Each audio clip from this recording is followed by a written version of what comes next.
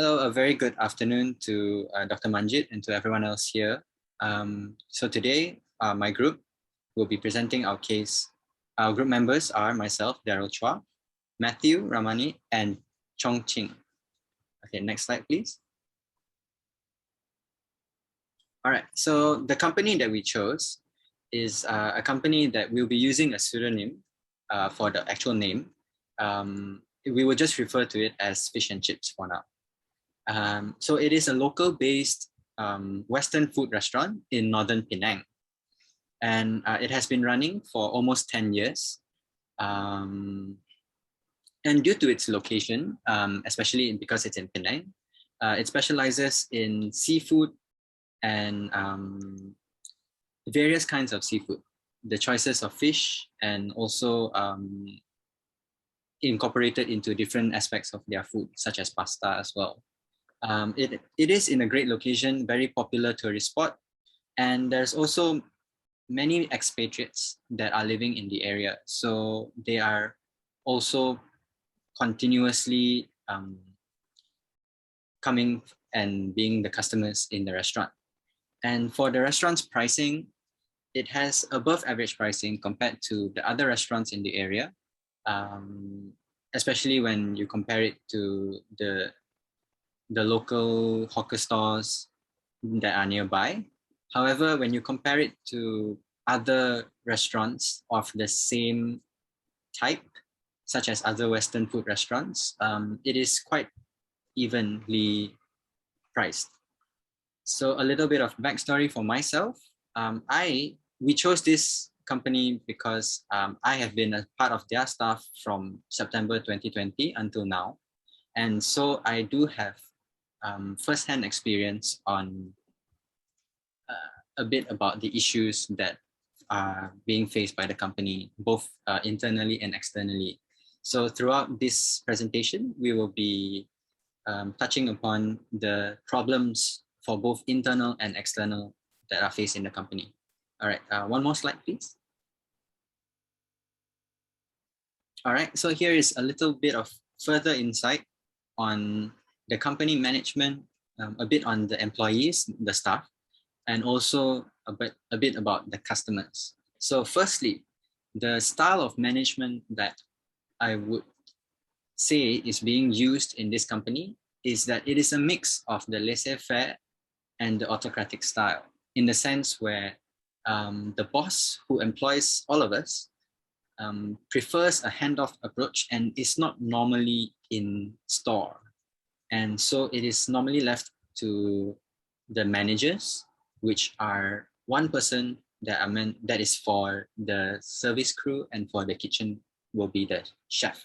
I'll explain more later in the staff section.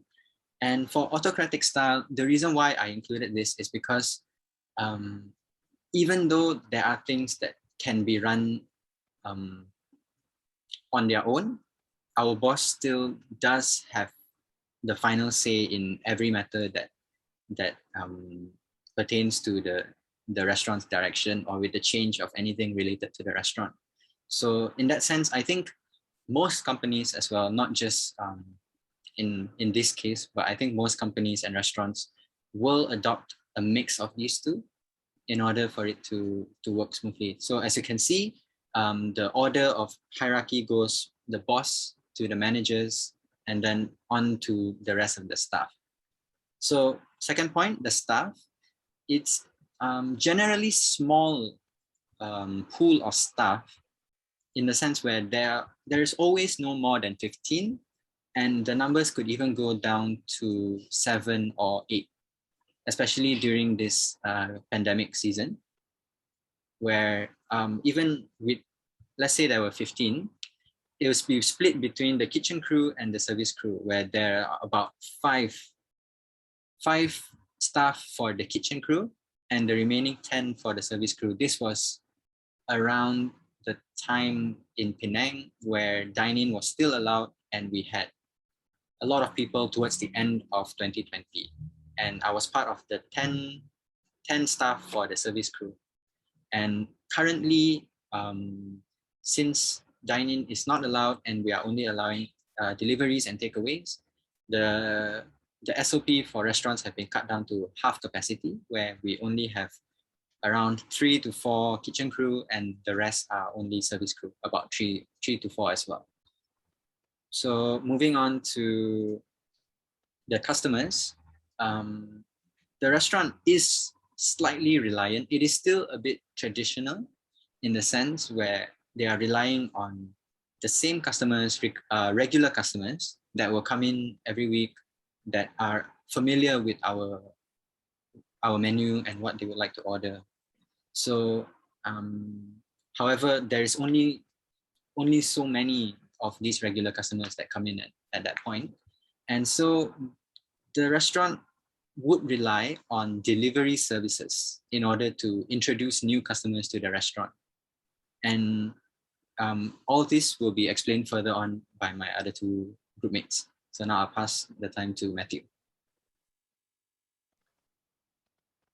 All right, thank you, Daryl. I'll be covering the analysis of our internal issues. So these are the problems that we think that we found within the company, within the organization. So the first big problem that we have is a very high rate of employee turnover. So this is quite bad. It leads to a number of disadvantages for the fish and chip shop because, first of all, there's a loss of knowledge, skill, and experience whenever an employee decides to move. You know, you spend all that time training him or her, and then now they move on with a high employee turnover rate.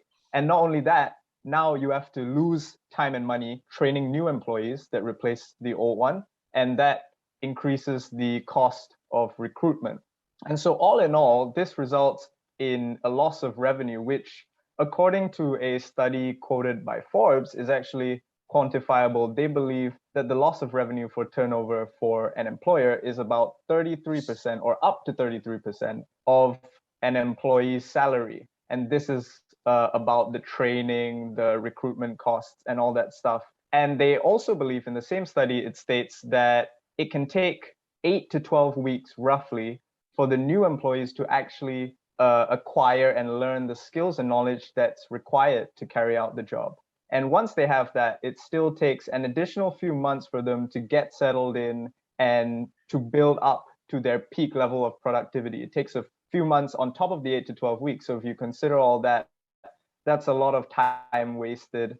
And now we're talking about a company that has high turnover. So you think of that process, and now you think that process is repeating, it's constantly happening. So it is an issue. But that's just on the monetary side, right? There's also the morale and mental side of it, where you have lowered employee morale because teams aren't spending as with each other. You know, they're not knowing each other as well because they're not together for as long. And then you also have the problem where, you know, some people, they might have friends with them and then their friends are leaving. So there's lowered employee morale with high turnover. And there's also an unstable team environment where people, they might not feel safe, they might not feel secure because the chemistry hasn't been built up. So their performance suffers in that regard as well. So that's a big problem for this restaurant. It's the high employee turnover rate. Moving on, we also have some leadership issues, as my friend Daryl mentioned.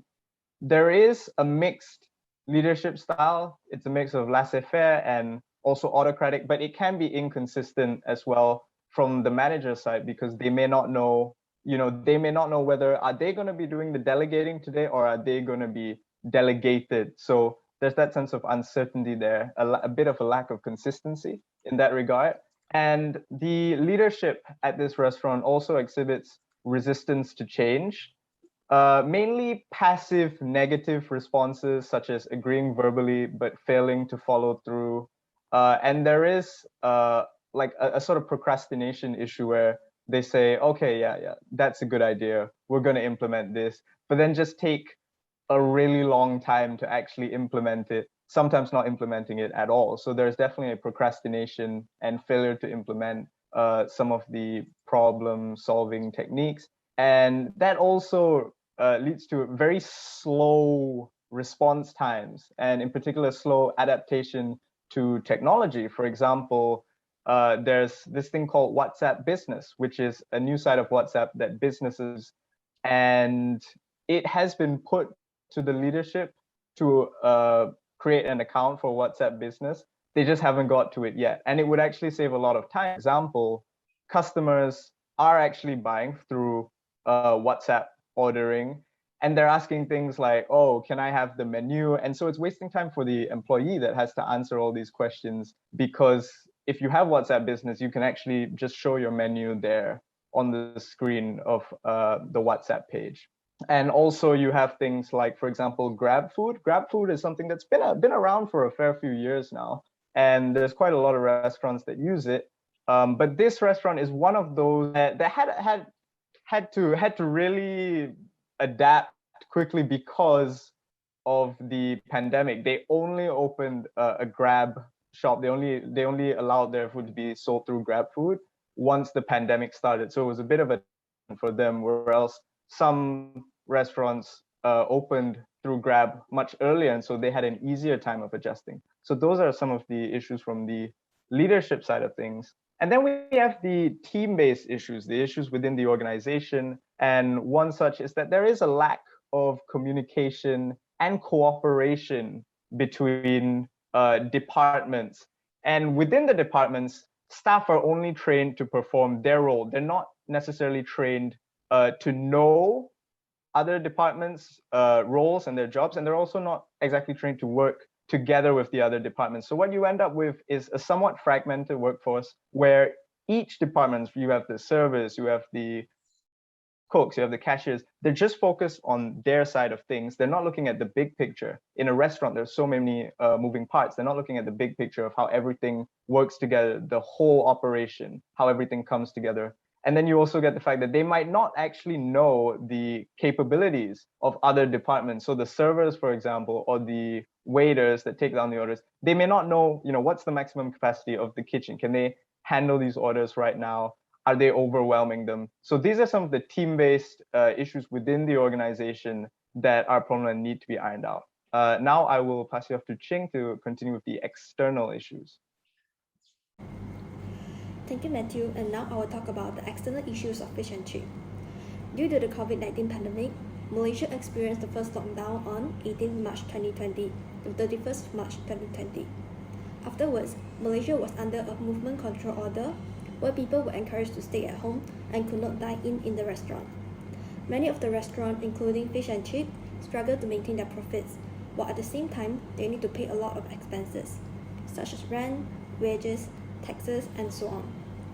Fish and chip then started to shift their business to e-commerce in order to survive during these turbulent times.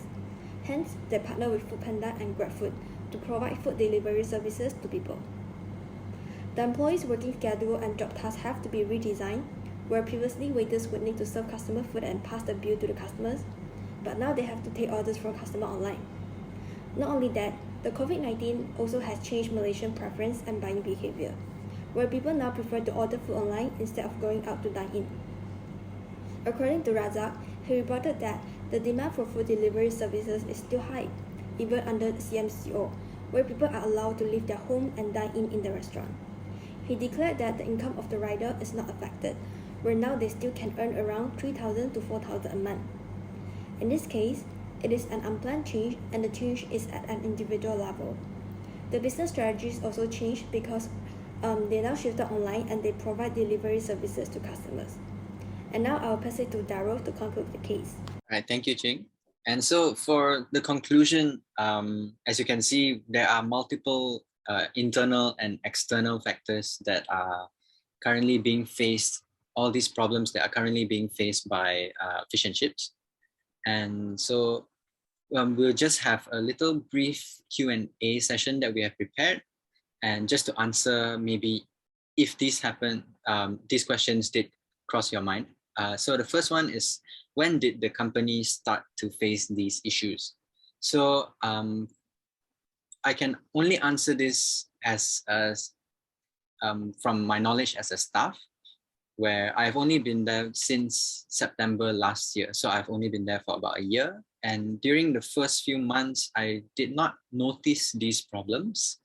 But especially in the recent months, all of these problems did appear to me as when when the MCO came back and we had to cut down our employee numbers, then all these issues did come back, and I did hear from not my boss as well as my coworkers, ex-coworkers, and they were telling me about these issues that happened since the first MCO. So technically, this company faced most of these problems during the pandemic, but there were still little beginnings or like little foundations of these problems that happened even before that, especially in relation to the high employee turnover that Matthew mentioned. So because of the nature of how the boss in Fish and Chips hires their his employees, he does look for, he is open to hiring those who are SPM graduates who just finished like secondary school, and they are looking for a part-time job to use up some of their months before they head off for college. So because of that, averagely, a new staff will only be there for a maximum of half a year. So there is just that little time period for them, some even 3 months, some even, there was one staff that was there while I was working where he was there for just 1 month. Yeah, so there was no time to build any sort of relation with them, or for them to get to know the nature of the company or how things work at the company a bit better. And for a second question, has the company attempted to expand as a franchise before? So the location that I've mentioned about this fish and chips company was not the only location. As I mentioned, it was there. The company was established almost 10 years. And at the start, they were located in nearer sort of to a housing area. And it was just a small business, small restaurant that just catered to the families nearby. And eventually they did build into a bit more established sort of company, and which is now located in a prime location. And not just that, they did expand to the other side of Penang, the southern side. So originally there were two, one in the north, one in the south. But from my understanding, just about 2 years ago, the second one in the south of Penang closed down. So it did expand there, and currently there is only this one store that is in Penang right now. But there has been talks of my boss looking to expand even to KL. But as of now, all plans are put on hold because of the pandemic. Yeah, so I'll move on to the third one. What other competitors are there for the restaurant? There are some restaurants in the area. They are similar to this fish and chips restaurant. They are such as Winter Warmers, and one that is only in Penang as well, called James Foo Western Food. And other similar restaurants to this would be such as Manhattan Fish Market. And in terms of the Western food style, there are a couple of other fish and chip restaurants that are also trying to push more through online services. And those who are a bit more innovative and in their use of technology, and they've been able to put themselves onto the online market a bit better than us, where we are now only on Facebook, Instagram, and the delivery services as well. All right, so with that, we have reached the end of our presentation. The next slide will be our references. And if there are any further questions that you would like to bring up, you can bring it up to us after this presentation. All right, with that, thank you. Thank you.